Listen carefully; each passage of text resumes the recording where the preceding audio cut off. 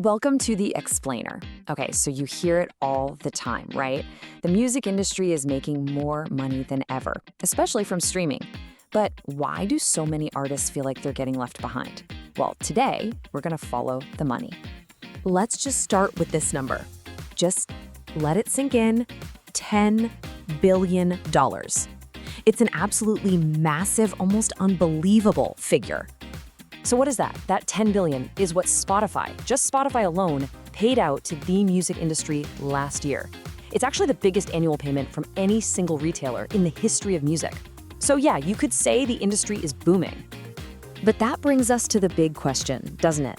With that much cash flowing through the system, why do we constantly hear stories about artists who can barely make ends meet? That, right there, is the puzzle we're going to try and solve. Because on the one hand, you've got these incredible record-breaking numbers. But on the other, there's a completely different story, and frankly, a much more frustrating one being told by a lot of creators. And that is the great paradox of the modern music business. I mean, if you look at Spotify's own data, the growth is just undeniable. Payouts have absolutely exploded. We're talking nearly $60 billion since they started. And hey, it says more artists are earning real money.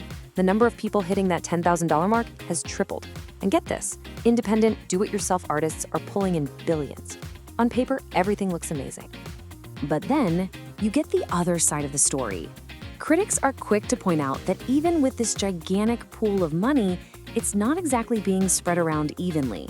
It's more like a handful of superstars at the very top are soaking up a huge chunk of it, leaving everyone else to fight over what's left. And wow, this chart right here just lays it all out, doesn't it? Spotify says there are about 225,000 professional acts on the platform. Okay, fair enough. But look at that second bar. Only 1,500 of them made over $1 million last year. That is less than 1%. So to figure out why, we have to get into the weeds of how this money is actually divvied up. And it all, and I mean all of it, starts right here, with the basic foundation of how music is owned.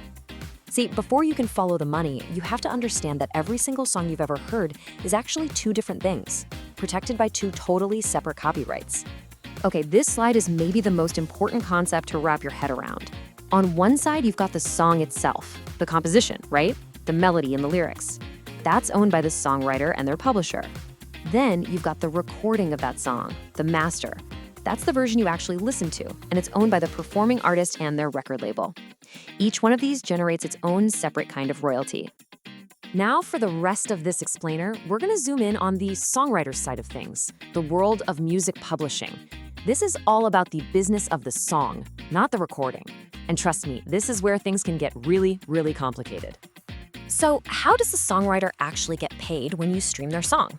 Well, that little bit of money has to travel through this crazy, complex, global maze of different organizations and different royalty types. It's a journey. A songwriter's money comes from a few different places, as you can see here, but for streaming, it really boils down to two key types. You've got performance royalties for broadcasting the song, and then you have mechanical royalties, which are for making a copy of the song every time you stream it. In the streaming world, it's roughly a 50-50 split between the two. So most songwriters will join what's called a performing rights organization, or a PRO. You might have heard of ASCAP or BMI. And these guys are essential. They collect those performance royalties from radio, from concert venues, and yeah, from streaming services. But, and this is a big but, they only collect about half of what a songwriter is owed from streaming. And this right here is where so many independent artists get tripped up. They sign up with a PRO, they see some money coming in, and they figure, great, I'm all set. But what they don't realize is they could be leaving half their money on the table, because PROs don't go after those mechanical royalties from streaming. And that's where a publishing administrator comes into the picture. You can think of these services as a kind of global collection agency just for songwriters. Their entire job is to go to all these different rights organizations all over the world and hunt down that other half of the money that a PRO just isn't built to collect.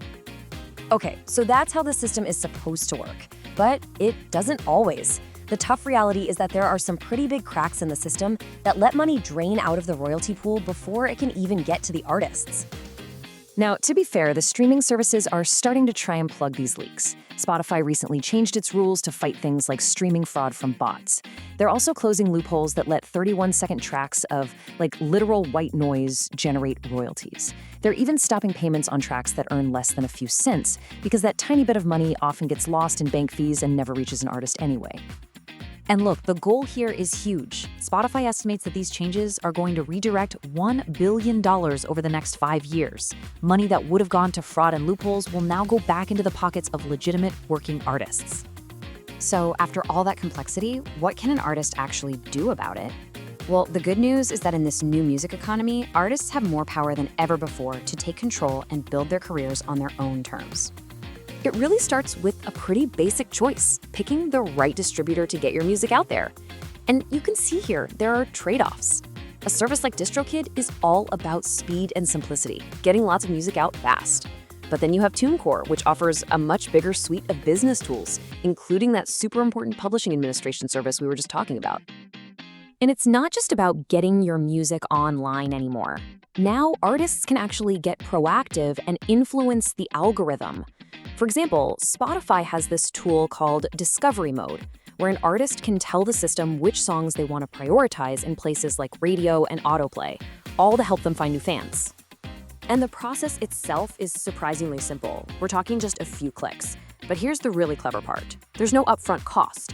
Instead, Spotify just takes a commission on the royalties from the news streams that the tool helps you find. So it's basically a performance-based way to market your music. So after all that, where does this leave us? Well, the streaming economy isn't some simple good guy, bad guy story. It's a messy, complicated, and constantly changing ecosystem. And it's got massive opportunities, but also some really significant challenges. The industry is definitely growing and more artists are earning a living, but the system is far from perfect. It kind of raises a final question for all of us, whether it's buying merch or just sharing a song from an artist you love. What's our role in helping build a fairer future for music? Thanks for digging into this with us.